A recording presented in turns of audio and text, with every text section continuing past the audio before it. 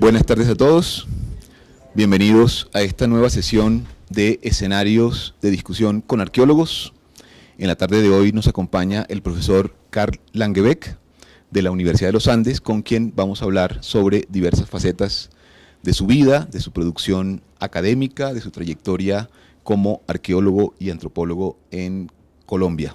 Profesor Carl, le agradezco muchísimo la invitación, la aceptación a esta invitación. Bienvenido. Nuestro público básicamente son estudiantes de antropología, arqueología y conservación, con quienes vamos a hablar de diferentes facetas. Tengo su hoja de vida. Es una hoja de vida bastante extensa, una producción muy importante. Doctorado de la Universidad de Pittsburgh en el año 93, antropólogo de la Universidad de los Andes. Como para variar. Como para variar. Antropólogo de la Universidad de los Andes en el año 85 y en 1993 obtuvo su maestría también de la Universidad de Pittsburgh. Ha trabajado diferentes temáticas y muchos de nuestros asistentes y quienes están al otro lado y van a ver este video saben quién es Carl Langebeck. Queremos escucharlo de usted. ¿Quién es Carl Langebeck? ¿Quién es? Dios santo, qué pregunta tan difícil. Yo sé que hago arqueología y hago antropología, pero no estoy seguro si soy antropólogo y soy arqueólogo. No, pues una persona que desde muy joven se interesó por la arqueología, definitivamente. Yo tenía clarito estudiar arqueología desde la infancia. ¿Cómo llegó? Llegué a través de mi padre, que era interesado en las antigüedades también. Esa es una tradición familiar, digamos, desde hace muchas generaciones. Él hubiera querido estudiar arqueología, pero en ese momento, durante la Segunda Guerra Mundial, tal vez no era lo más apropiado. Pero yo heredé eso de familia y siempre lo tuve muy metido. Nunca lo dudé, entré directamente a antropología, pero claramente orientado hacia la arqueología. Y bueno, sigo haciéndolo de alguna manera hasta hoy. ¿Cuál es la historia de su padre en Colombia? Él llegó, él era ingeniero civil y llegó a Colombia en 1951 para trabajar con un tío de él que ya había llegado a Cali en los años 40, en plena guerra. Él terminó ingeniería en la Universidad de Copenhague, en Dinamarca, y llegó a trabajar con él y se quedó a vivir en Colombia. ¿Cómo era el ambiente universitario en los 80s cuando llega a estudiar antropología con interés en arqueología? ¿Había una promoción de la arqueología dentro del departamento de la Universidad de los Andes? Era un departamento muy marcado todavía por la salida de Ráigel Dolmatov, que había, entre otras cosas, producido un alejamiento entre la antropología y la arqueología. Muchos antropólogos veían a la arqueología como algo que no tenía una claridad de objetivos y que era muy alejado del país. Entonces los estudiantes de arqueología éramos bichos raros, aunque en realidad nosotros veíamos todo en común con la antropología. Lo único que nos diferenciaba eran 3 cursos, no más. En esa época era arqueología de América, arqueología de Colombia y métodos y técnicas. En esa época, pues por supuesto estaba vigente el modelo de que la antropología era antropología biológica, lingüística, arqueología y antropología cultural, y que uno no podía dejar de saber de las 4, que de alguna manera sigue existiendo todavía con menos fuerza, pero en esa época era mucho más claro. Pero sí era un departamento en ese sentido dividido, era un departamento muy pequeño, entrábamos 8 personas por promoción y la verdad nos graduábamos 2 o 3, era muy chiquito. Era un departamento en el cual además de alguna manera había un vacío en formación muy grande, porque después de Ráigel Dolmatov, quienes asumieron el departamento fueron sus estudiantes. Claro. En un momento dado el director del departamento fue un estudiante. No es para darles ideas, pero puede pasar. Puede ser mejor, ¿no? Puede ser sí. mejor. puede uno terminar haciendo más investigación, Sí, muchas sí, cosas sí. interesantes que se pueden hacer cuando se está por fuera de la administración. Ok, estamos hablando de los años entonces 80. Usted se gradúa... Yo entré en el 80, me gradué en el 85, en el 84 empecé a trabajar en el Museo del Oro, Ajá. 84, 83 tal vez. Estudiaba y trabajaba. En el 85 mismo, no, en el 86 me fui para Pittsburgh. Ok. Fui el de los primeros. De los primeros alumnos de esa escuela Exactamente. prolífica para la arqueología colombiana. Así es. Ok. Bueno, ya hemos empezado con esta primera parte de la vida del profesor Karl Langebeck. Vamos a dar nuestra primera ronda de preguntas al público, así que por favor, quienes quieran hacer alguna pregunta, bienvenida.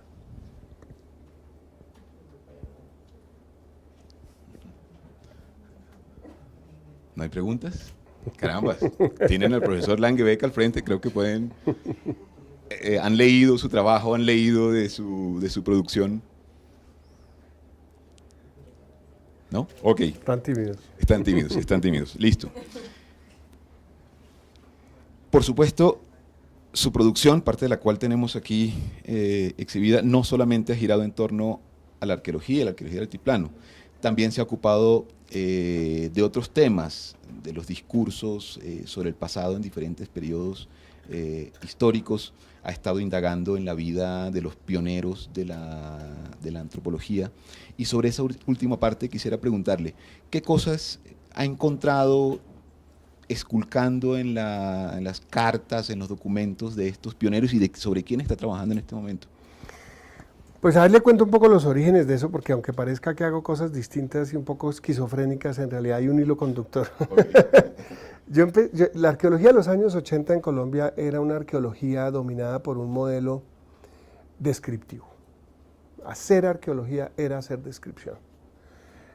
Yo me acuerdo, pues las tesis de grado, los trabajos de muchos de los profesionales y de los profesores era ir a una región, reconstruir una cronología, saber cómo era la cerámica en cada periodo, sacar fechas y poco más que eso realmente. Estoy exagerando un poquito. Añadir algo de etnohistoria. Añadir algo de etnohistoria, etcétera, y eso dejaba a la arqueología en una pobreza conceptual muy grande. Usted tenía que todo el bagaje interpretativo al que llegaba el arqueólogo era o citando cronistas, o citando etnólogos, y su material era una cerámica o unos líticos, etcétera, que eran descritos, eso sí, muy exhaustivamente, páginas y páginas y páginas. Los invito a leerse cualquier libro de arqueología de los años 60 y 70 y 80 incluso, y eso es insoportable. Eso a mí me llevó a preocuparme por la relación entre la teoría y la arqueología. Y no es muy fácil, porque la arqueología en realidad es una disciplina excesivamente ambiciosa. Si usted se pone a pensar, hoy en día, para interpretar la sociedad colombiana, hoy, en que uno puede hacer observación participante, encuestas, entrevistas, archivos, todo lo que, usted tiene toda la información a su disposición. Si usted quiere una visión interesante de la sociedad colombiana, tiene sociólogos, antropólogos, economistas, de todo, administradores, un montón de gente tratando de entender los problemas de la sociedad colombiana. Para el pasado remoto, usted solamente tiene arqueólogos. Entonces el arqueólogo tiene que hacer las veces de todas esas disciplinas y tratar de responder preguntas interesantes. Y una pregunta interesante no es si la cerámica del periodo Herrera es incisa o es pintada de rojo, eso no es una pregunta interesante. De acuerdo.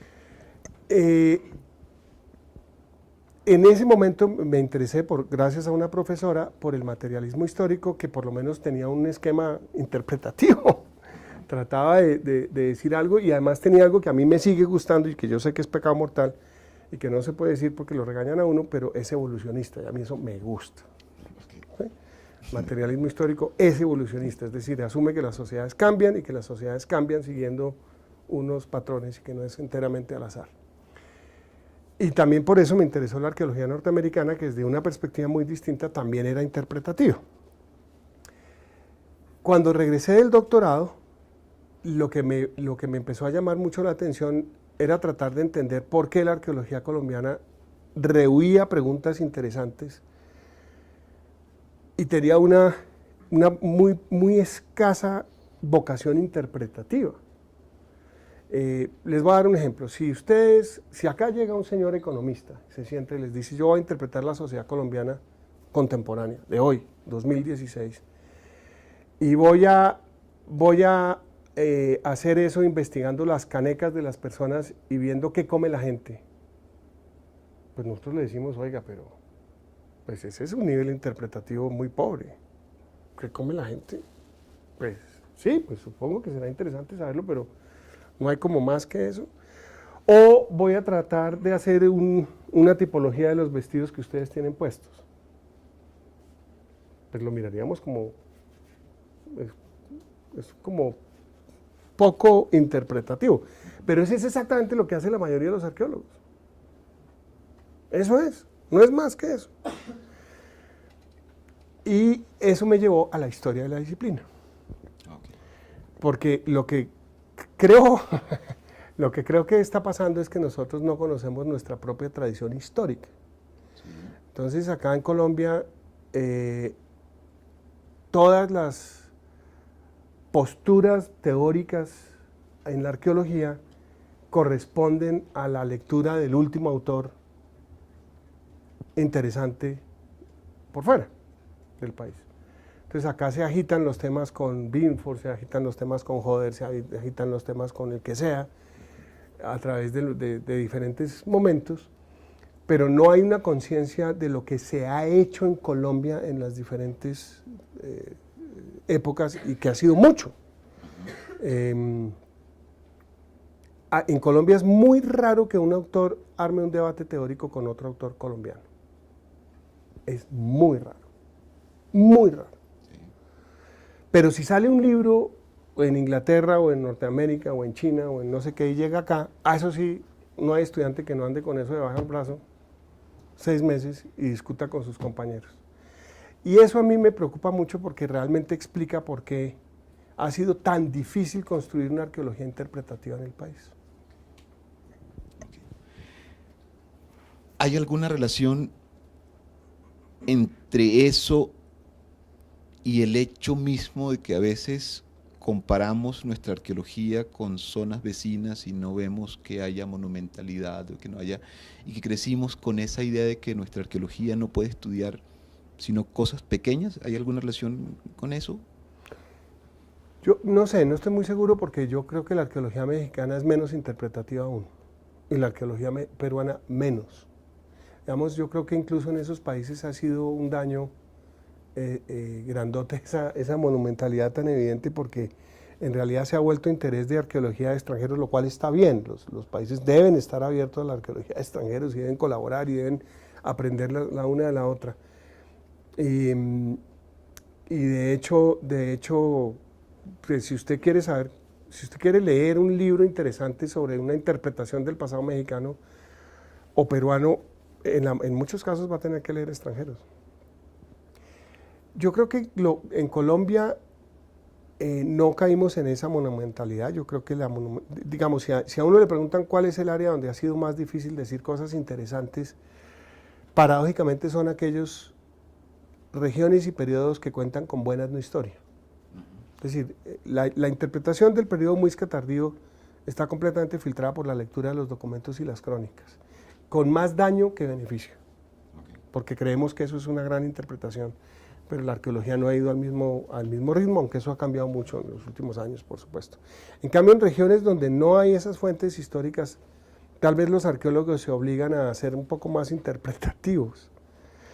Y yo creo que también ha hecho mucho daño la arqueología de rescate, la verdad sea dicha. Hay arqueología de rescate muy bien hecha, rescatable, muy buena, pero en general ha perpetuado el modelo de arqueología sin preguntas, una arqueología que va y hace la tarea y que en el GPS marcan el sitio y recogen tiestos y los describen y creemos que con eso salvamos el patrimonio. Y pues no, pero Eso yo creo que le ha hecho mucho daño a algo que el arqueólogo debe tener la obligación, y es hacerse preguntas difíciles, no fáciles. Y también creo que paradójicamente nos ha hecho mucho daño los métodos científicos. ¿Cómo así? Suena raro. Sí, suena Pero, raro. por ejemplo, si un señor coge esta vasija y dice, yo creo por su forma que esto era usada para cocinar maíz, que es una interpretación bastante pobre también, digamos, interpretativamente, pero hay que saberlo, sí, es una fase de la investigación que hay que saberlo. Pero si llega un señor y dice exactamente lo mismo, pero con un estudio de traza, el segundo estudio es más científico que el primero. No, no es más científico que el primero. Y su nivel interpretativo sigue siendo exactamente el mismo. Entonces yo creo que esas cosas que son útiles, son muy importantes, hay que hacerlas, son realmente claves. Si no se acompañan de lo difícil, que es hacerse preguntas interesantes, realmente nunca nos va a llevar muy lejos. Ok. Ha tocado varios temas que ya tenemos aquí dentro del temario de preguntas, el tema de la arqueología de rescate. Vamos a ver si lo retomamos más adelante.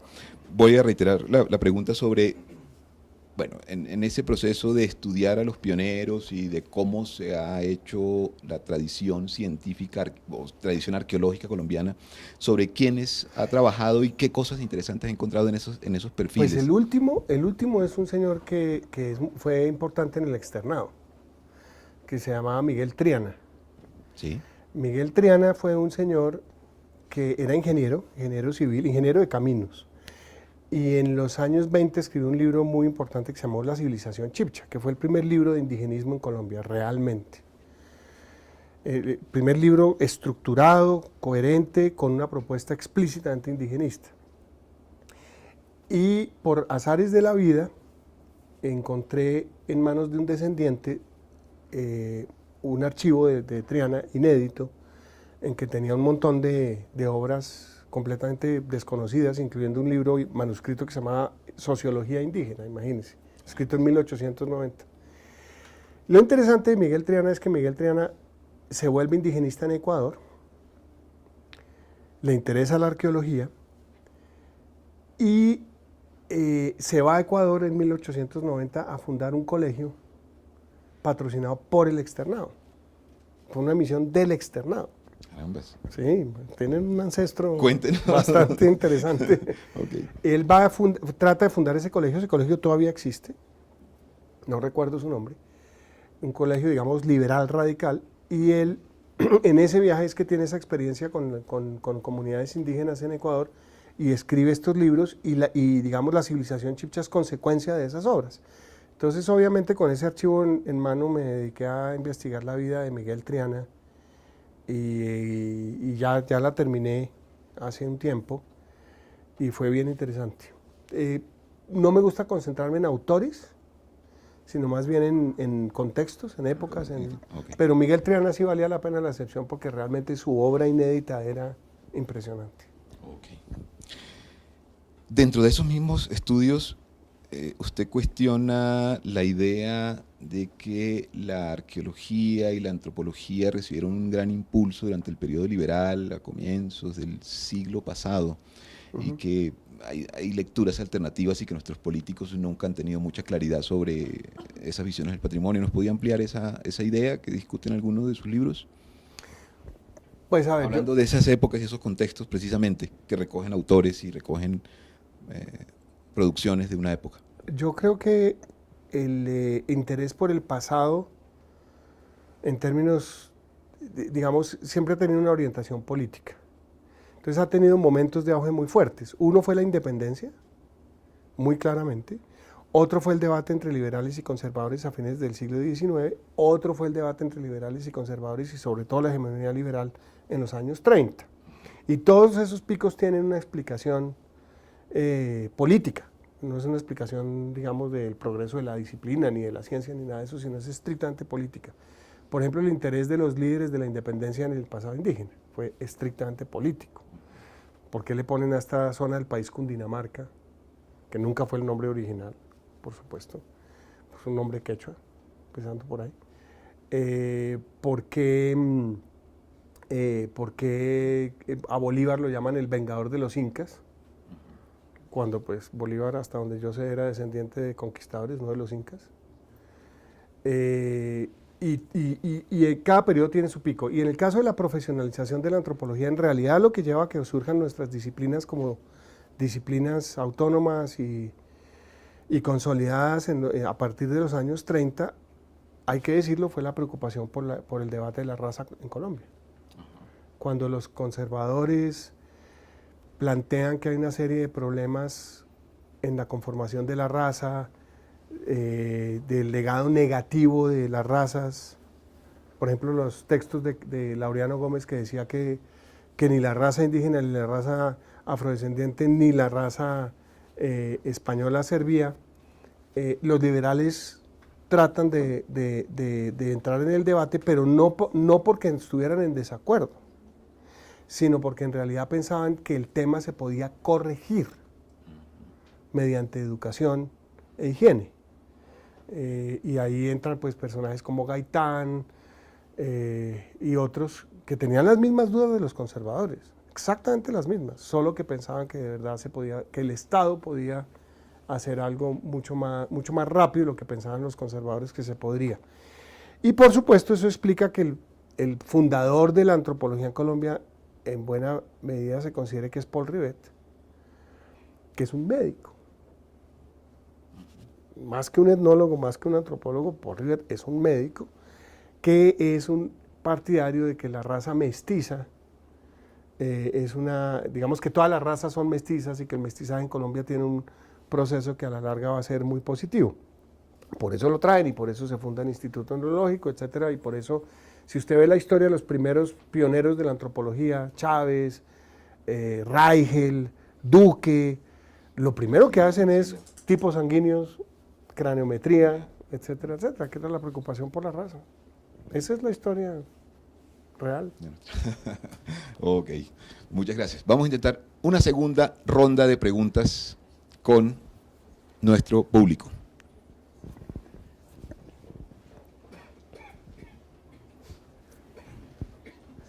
Bueno, buenas tardes.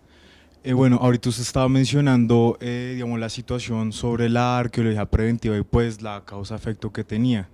Digamos, por ejemplo, poniendo un caso pues para la pregunta, justamente también hablando de lo que usted mencionaba sobre la evidencia de la etnohistoria, para el caso de la sabana, desde Silvia Broadbent, Raigel también comentó, muchos autores más, diciendo que muy posiblemente era la ausencia de investigación arqueológica que no permitía crear una relación más contundente entre la etnohistoria y la arqueología. Sí. Hoy en día vemos que realmente se mantiene así. O sea, para el caso particular de la Sabana de Bogotá, que es el que conozco más, las investigaciones, a pesar de que en la historia colombiana es de los sitios más reconocidos, lo Muisca es de lo más reconocido, sigue siendo muy bajo.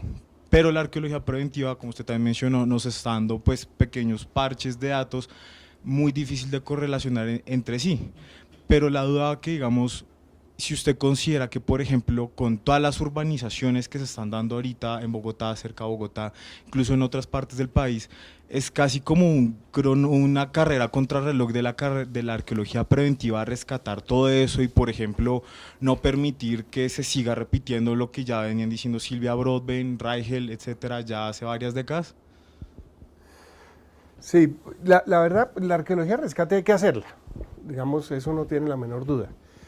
Pero la arqueología de rescate tiene varios problemas a mi juicio, no que sean inherentes a la arqueología de rescate, sino la forma como se han hecho en general. Hay proyectos de arqueología de rescate fantásticos. Mire, yo creo que, entre otras cosas, voy a hacer una anotación. Yo creo que los arqueólogos deberían aprovechar más la ignorancia de los ingenieros en estos temas para plantear proyectos que sean realmente interesantes, ¿sí? A las compañías de ingenieros pues les interesa resolver su problema y no cazar lo que tiene que hacer el arqueólogo con cierta metodología. Y yo creo que los arqueólogos no siempre han sido muy hábiles para poder hacer eso. Mire, nosotros alguna vez cogimos los estudios de arqueología de rescate del Valle de Aburrá. Todos. resultó que era la zona con mayor cantidad de fechas de radiocarbono del país, para nuestra sorpresa. La mayor cantidad de fechas por la arqueología de rescate. El 60% de esas fechas se podían botar a la caneca y no pasaba nada. Contexto, cerámica. Asociado a líticos. No sé, no, se podían botar a la caneca y no pasaba nada. Y realmente yo creo que ahí hay un tema de compromiso de los arqueólogos muy grandote. Es un montón de dinero que se está invirtiendo en eso, que se podría invertir en otras cosas, como salud, por ejemplo. Y realmente cuando usted ve los resultados son muy pobres. ¿Cuántos informes de arqueología de rescate terminan en publicaciones? Algunos, por supuesto, y algunos muy buenos. Otros deberían ser publicados porque son buenos, etcétera, pero la proporción es de 100 a 1 probablemente. Entonces hay una inversión de energía, una inversión de trabajo, de gente preparada, etcétera, en trabajos que realmente no aportan mucho. Yo soy de los que creo que cualquier trabajo de arqueología de rescate puede ser interesante y que depende de nuevo de la preparación teórica de quienes lo hacen. Si usted excava cualquier sitio, cualquiera que sea, siempre hay información, hay un rescate de información que sirve para responder alguna pregunta. El problema es que uno nunca llega a las preguntas al final del trabajo, uno tiene que tener las preguntas antes. Y si no las tiene antes, pues va a resultar con trabajos terriblemente descriptivos. Yo no quiero descalificar la arqueología de rescate como un todo, porque eso sería irresponsable y hay arqueología muy bien hecha, pero yo creo que el legado después de ya de 20 años de hacer arqueología de rescate en el país, uno sí debería preguntarse, ¿por qué después de 20 años de hacer arqueología de rescate en el país hay tan poquito publicado? De acuerdo, y es un balance fuerte. ¿Cuáles son las causas que nos llevaron a eso? Oferta de formación, pocas inquietudes teóricas, ¿qué pasa con la legislación? ¿Qué pasa con la institucionalidad misma de la arqueología? Si uno pudiera ordenar esas causas, ¿cómo las vería? Yo creo que hay varias cosas.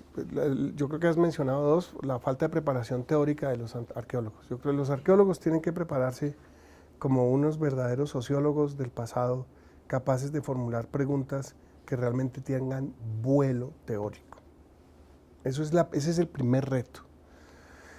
El segundo reto es que, por supuesto, la arqueología de rescate tiene unos ritmos enormes. Cuando la gente empieza a vivir de la arqueología de rescate, lo cual es perfectamente legítimo, por supuesto, pues tú terminas un informe y prácticamente tienes que estar saliendo a campo para hacer el siguiente trabajo, no hay mucho tiempo. Y por supuesto siempre quedará ahí el informe con la esperanza de que algún día tenga el tiempo para trabajarlo y llegar a responder preguntas o a decir cosas interesantes, y muchas veces no sucede. Y eso en segundo lugar. Y yo creo que en tercer lugar también ha habido cierta complacencia de que eso es a lo que puede llegar la arqueología, cuando en realidad podría llegar mucho, mucho, mucho más lejos. Yo creo que podría haber sistemas de organizar la información, por ejemplo las universidades lo podrían hacer, en el cual hay unas urgencias de campo y hay unas urgencias de rescate que deben hacerse de forma ordenada, etcétera, pero también hay un equipo de personas que están detrás sacándole el jugo a esa información de forma realmente interesante, y yo creo que eso se podría hacer. Las pequeñas compañías de arqueología de rescate no lo van a poder hacer. De acuerdo. Es odiosa la distinción entre arqueología académica y arqueología de rescate, pero en aras de la charla y la discusión, hagámosla. ¿Cuál es el balance sobre la arqueología académica? No tenemos congreso de arqueología, no hay una publicación permanente de arqueología, y las redes sociales se han vuelto un escenario de pugnacidad tremenda entre colegas de diferentes partes. ¿Cuál es su lectura de eso? Mi primera lectura es que afortunadamente no estoy en ninguna red social. Entonces no tengo ni idea qué están diciendo en las redes sociales. Ese es muy bueno para la tranquilidad es muy bueno para el personal. Y para el intelecto probablemente también. Sí, porque la inmediatez lleva mucha tontería. Yo creo que, pues hombre, no sé, si uno compara con digamos, cuando yo estudié, en el país pues eran activos 10 arqueólogos, no había arqueología de rescate. Yo diría que en su contexto había algunos arqueólogos que estaban haciendo esfuerzos muy grandes por hacer arqueología muy bien hecha. Y yo creo que ahora hay muchísimos más arqueólogos, hay mucho más dinero, hay muchos más recursos. Yo creo que hay gente muy bien preparada, muy bien preparada. Miren, en 1992 en este país había un doctorado en arqueología. Uno. Hoy en día pues hay un montón y es gente de verdad bien preparada y yo creo que los estudiantes tienen acceso a profesores de buena calidad que están haciendo esfuerzos muy grandes. Yo creo que la presión del mercado es la que puede estar haciendo daño más que la preparación de la gente. Ahora yo no tengo ni idea por qué habrá debates en las redes sociales de arqueología, porque no sé si haya muchos temas de debates explícitos o están peleando por cuestiones de personalidad o si Reichel era nazi o alguna cosa de ese tipo de cosas. Pero, sí. pero no creo que, digamos, uno no ve mucha debate teórico en las publicaciones, por lo menos. ¿Por qué no ha habido escuelas de arqueología en Colombia, digamos, que uno pudiera distinguir la arqueología que hacen, no sé, los del suroccidente, o la arqueología que hace los de los Andes o los de la Nacional? ¿Por qué no ha habido eso? Es muy buena pregunta y tiene que ver con la falta de conciencia histórica de lo que se ha hecho en Colombia. Digamos, yo creo que uno para ser arqueólogo en Colombia realmente tiene que leer lo que se ha hecho de arqueología en Colombia, por lo menos desde el siglo XIX. Esa es una diferencia con los norteamericanos bien interesante. Usted entra a un departamento de antropología en Estados Unidos y usted sabe a qué escuela entra. Buena, mala o regular, no importa. Pero hay una tradición. Además le dicen de dónde viene esa tradición. Clarísimamente. Entonces mire, acá fue profesor en 1890 este personaje y empezó tal debate con otro profesor de otra universidad en el otro extremo del país y de allá vienen unos estudiantes que formaron una escuela, etcétera, etcétera, etcétera. Eso es una cosa bastante impresionante. Como nosotros no estudiamos la historia de la arqueología colombiana como algo fundamental en la preparación teórica de la arqueología, creo que somos grandes consumidores y mediocres consumidores de teorías y no personas que como comunidad sepamos que podemos proponer cosas que tienen relevancia internacional. Y que no tenemos por qué ser menos y que tenemos con qué decir cosas interesantes adentro y afuera. Okay. Y eso no necesariamente significa una arqueología a la colombiana, es hacer una arqueología que sea consciente de la realidad en la que se desenvuelve. Por supuesto, hay que hacer una arqueología a la colombiana, nunca desvinculándose del contexto internacional, que eso es otro error terrible, pues, de cerrarse al mundo, eso no puede ser, pero que sea una arqueología que se haga en contexto. En contexto. Y el tema de la lectura de trabajos de cierta antigüedad, para uno como profesor a veces se vuelve un problema, a veces poner en una bibliografía de un programa de curso un texto de los 80s, incluso de los 90s, ya parece anticuado porque la producción reciente es muy grande. No sé cómo lo viven ustedes allá en su departamento. Sí, no, hay que hacer las dos cosas. Hay que estar leyendo todo lo contemporáneo, pero también hay que saber dónde tienen los pies. A mí me impresiona mucho, digamos, de verdad. Yo creo que incluso todos los que llegamos de un doctorado por fuera, creemos que somos los refundadores de la arqueología colombiana. Y no somos los refundadores de la arqueología colombiana. Estamos metidos en una tradición que lleva años, que no conocemos, como deberíamos conocer, pero por supuesto. Ok. Bueno, tercera ronda de preguntas. Ya el tiempo va pasando, son las 4:30 de la tarde. Entonces vamos a dar paso a otra pregunta.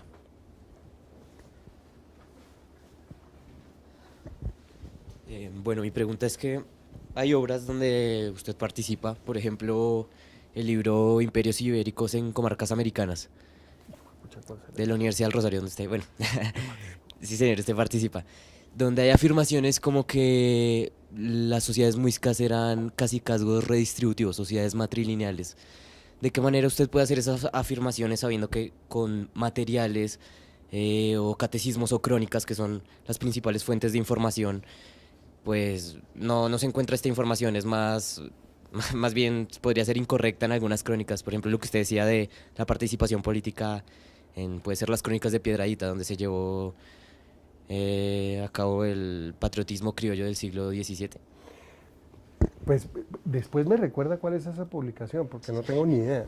Pero no, yo sí sigo pensando que hay un profundo etnocentrismo en la forma como miramos la acumulación de riqueza en las sociedades indígenas. Y es una crítica a mi propia escuela. Yo creo que mi propia escuela no ha podido distinguir la acumulación de bienes de lujo con riqueza y poder económico. Y yo creo que la lógica de las sociedades indígenas, incluso la sociedad muisca, es muy distinta a la de una élite que acumulaba el poder de forma a como la acumulan las élites hoy en día. Yo creo que no era lo mismo, hay un chip cultural que hay que cambiar.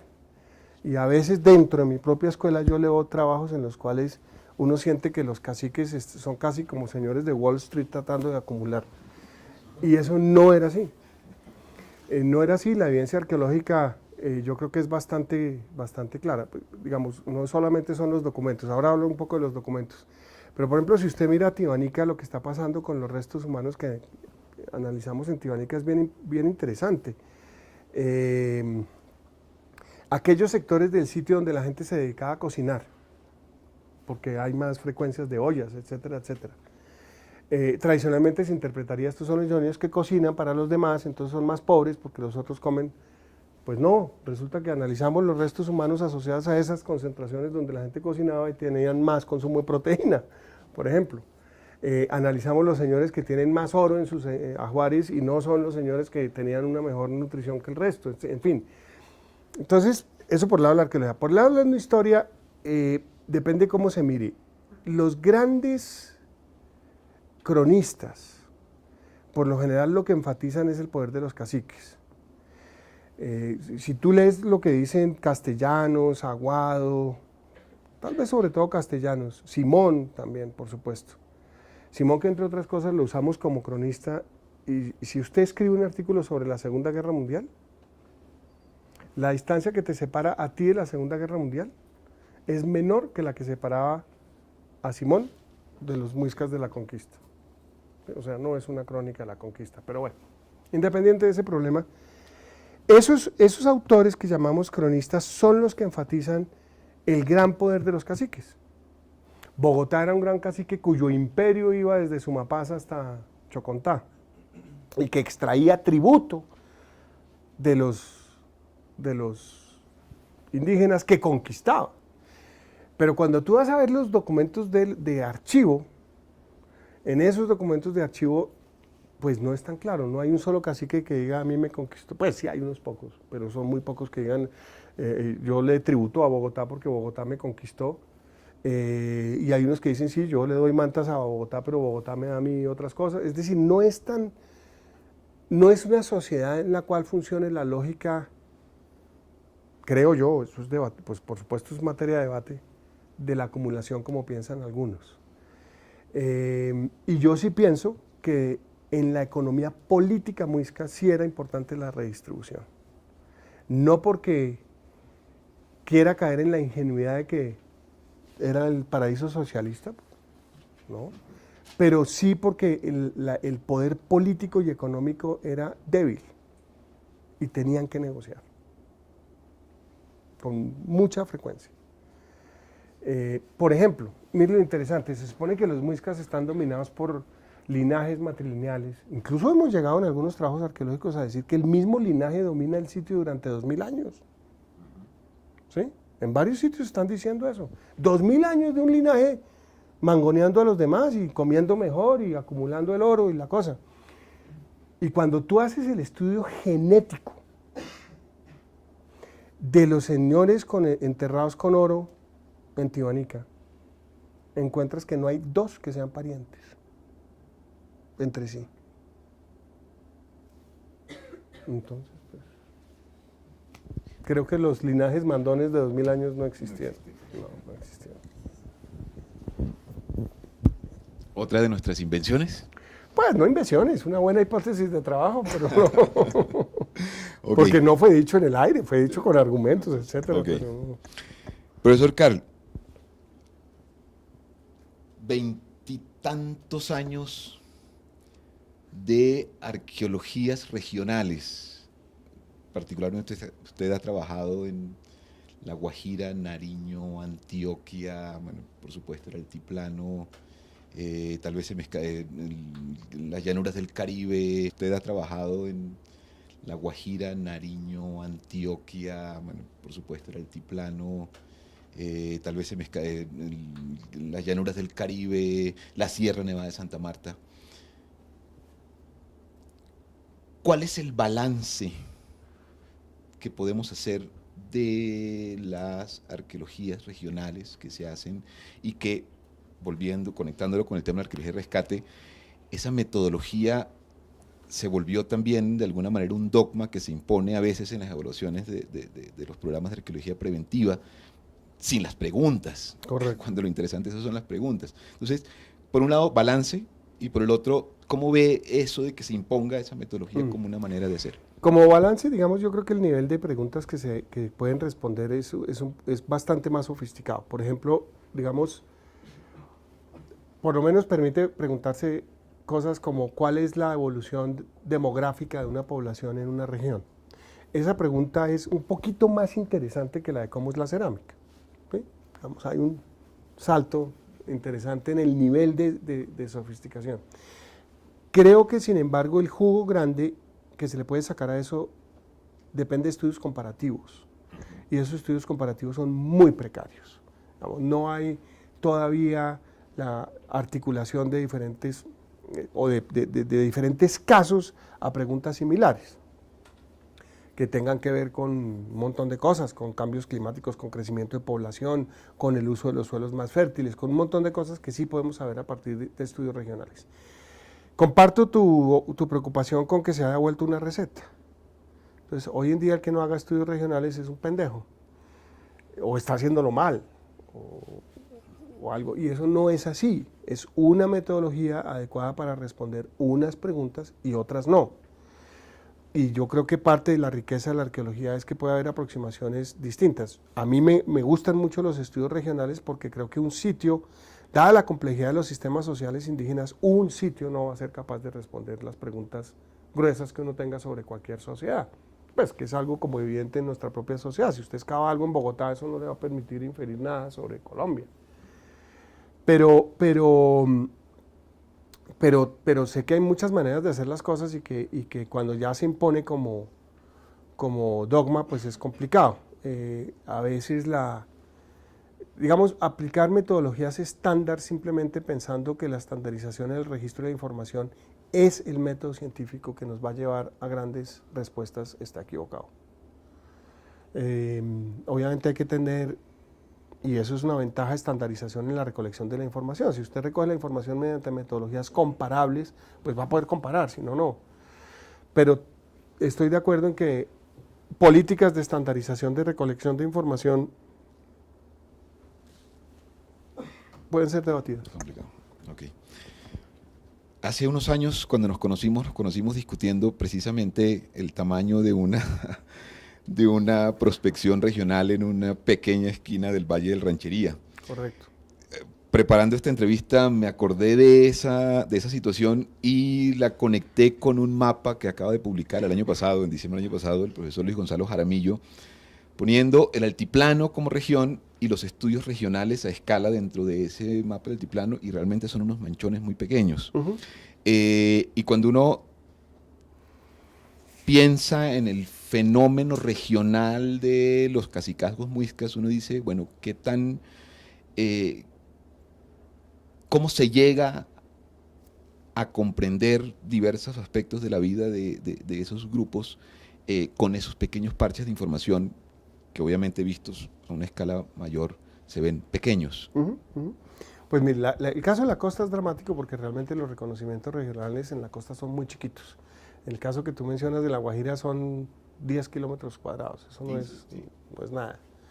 Y digamos lo que tú puedes decir sobre una región es muy poco. Ahora, puedes decir más que con una excavación de 2×2, por supuesto, pero es un tamaño muy, muy, muy limitado. No solamente por el tamaño, sino porque el área seleccionada no es un área seleccionada con criterios de representatividad regional o cualquier otro, sino porque era la zona de intervención de un megaproyecto. En el caso cundiboyacense yo soy más optimista, porque hoy en día tenemos un reconocimiento grandote en la sabana de Bogotá, uno grandote en Sogamoso, uno mediano en Fúquene, y otro mediano en el Valle de Sopó, que es de Luis Gonzalo. Entonces yo creo que sí hay más posibilidades de decir cosas, sobre todo porque si tú ves el territorio en plano, pues son áreas relativamente pequeñas, pero si tienes en cuenta que son los valles interandinos poblados, los que han sido objetos de reconocimiento regional, ya no es tan pequeño.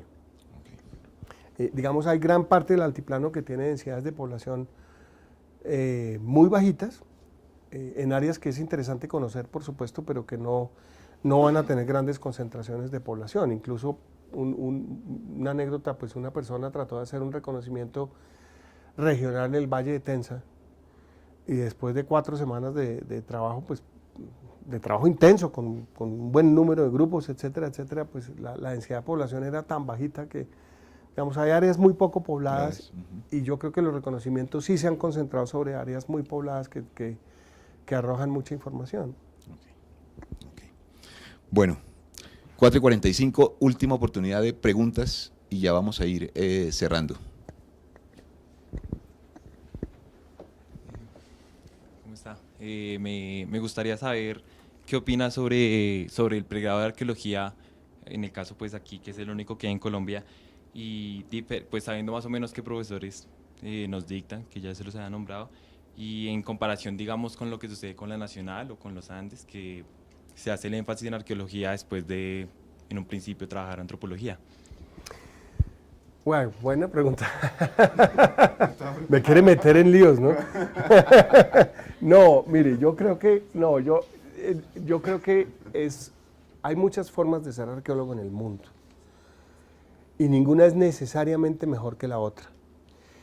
La razón por la cual la antropología y la arqueología en América están pegadas es porque los mismos exploradores del siglo XIX les interesaban las ruinas y los indígenas, ¿sí?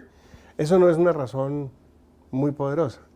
En Suiza, la arqueología es una rama de la geología. En otros países de Europa, arqueología está mucho más cercano a historia que a antropología, por razones obvias, porque antropología es el estudio del otro, ese fue su nacimiento, y la historia es el estudio de uno mismo, y pues los sitios arqueológicos que tienen son el estudio de ellos mismos. Entonces realmente no hay una sola forma de hacerlo, y es muy sano que existan varias formas, porque pues eso produce diálogos y por supuesto eso siempre es positivo. Entonces yo no voy a decir que el modelo del externado es ni mejor, ni peor, ni mucho menos, es diferente.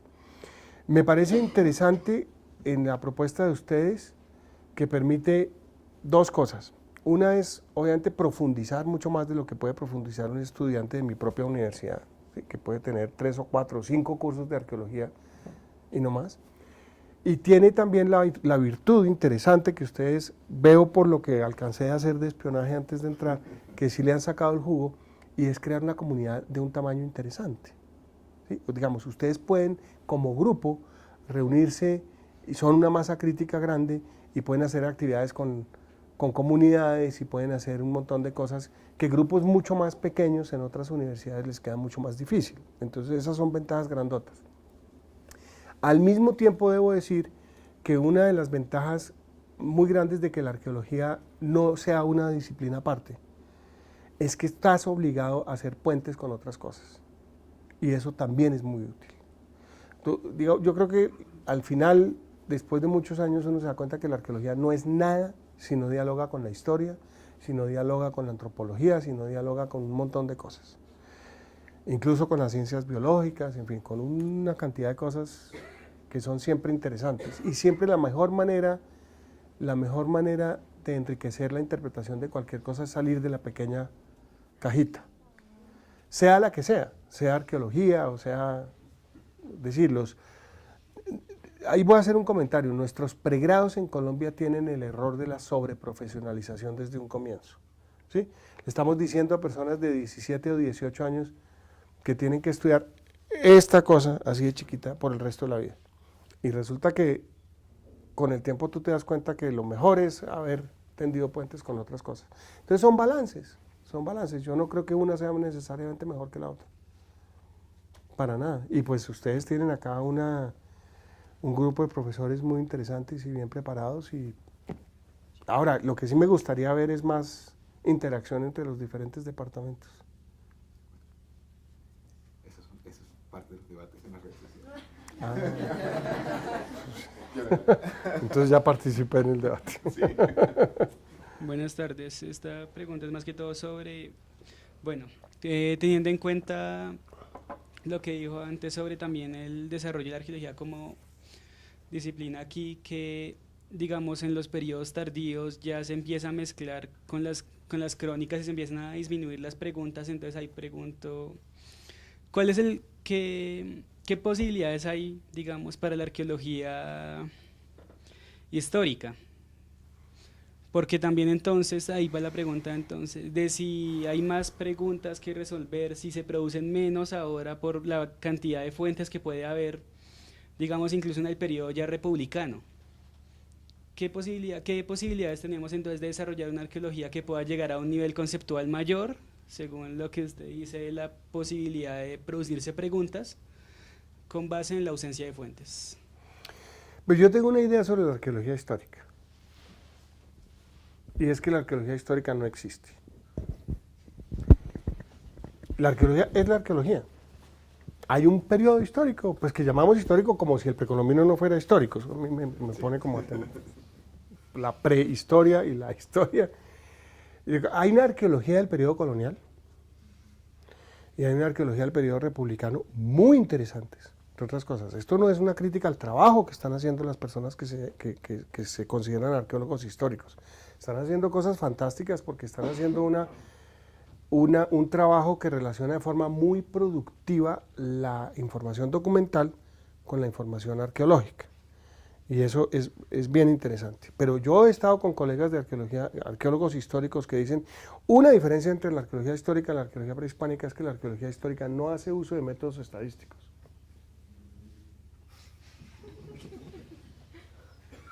Ese tipo de cosas sí no estoy dispuesto a creerlas. El arqueólogo histórico tiene que saber de estadística, tiene que hacer estadística para llegar a interpretaciones interesantes. Pero realmente creo que la arqueología histórica en Colombia ha hecho cosas muy productivas, pero que no entiendo cómo se puede llamar. Es decir, es como si en algún momento nosotros llegamos a una cosa que se llama arqueología precerámica, arqueología... No estoy de acuerdo con eso. Yo creo que hay una continuidad histórica desde hace N años y que realmente no vamos a sacar nada dividiendo las cosas en cajitas que correspondan supuestamente a diferentes disciplinas que vean el mundo distinto, ¿no? De hecho, uno de los fundadores de la arqueología histórica, uno de los primeros personajes que escribió un artículo que se llamó Arqueología Histórica fue Lewis Binford, que estaba obsesionado con los métodos cuantitativos. Entonces no creo mucho en esa división, no sé si eso también está en las redes, pero... Y creo que además la sobreespecialización en esos campos es muy perjudicial, entre otras cosas porque yo creo que es absolutamente imposible entender el periodo colonial sin entender el mundo prehispánico. Es imposible, porque es la base sobre la cual se construyeron las sociedades coloniales. Entonces yo sí les sugeriría que no se dejaran encasillar fácilmente. Mire, los arqueólogos más productivos en el mundo son los que no se han dejado meter en una cajita chiquita. Eso no hay la menor duda. Son los que han mirado la cosa, los que se han interesado por entender la historiografía francesa, o por los que se han metido en serio a entender los modelos de los biólogos, o por los que se han metido en serio a entender la relación entre el presente y el pasado. Si usted se deja meter en una cajita así de chiquita, así sea el uso de una tecnología, cualquiera que sea, isótopos, yo soy el experto en isótopos, o en un periodo chiquito, o en una arqueología que se llame arqueología con algún apellido, va a limitar su mundo enormemente, enormemente. Creo que eso, traten de brincar y saltar y ver cosas en contexto, porque pues nosotros nos exigimos a nosotros mismos entender las cosas en contexto, pero a veces no nos contextualizamos nosotros mismos. Pues mi pregunta pues es un poco, creo que difícil y se puede responder fácilmente o realmente producir una tesis doctoral sobre ella. Y es más que todo saber cuáles son los tips para producir una buena pregunta de investigación en arqueología. Pues sí, varias tesis de doctorado. ¿Sabe qué? Yo creo que lo más cercano que tendría a una respuesta es trate de pensar cuál es una buena pregunta sobre una sociedad presente, sobre su sociedad contemporánea. Sí, un poquito volviendo al ejemplo de la basura.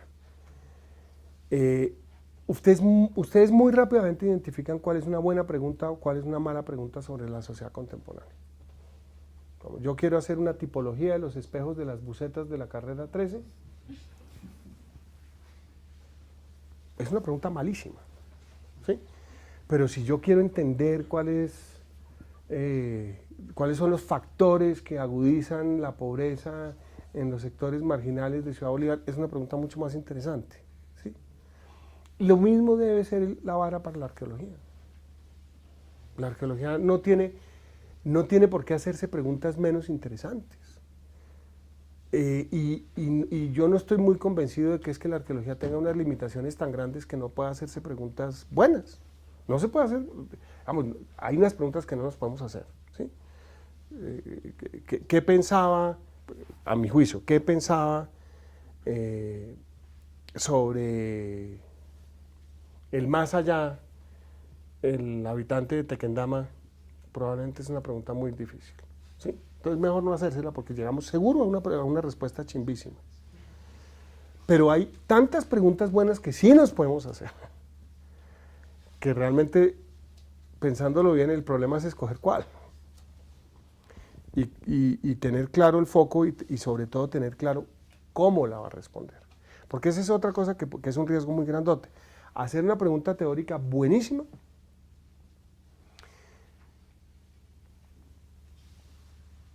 excavar y tener una información empírica, entre comillas, muy sofisticada, pero entre las dos cosas no tender un puente.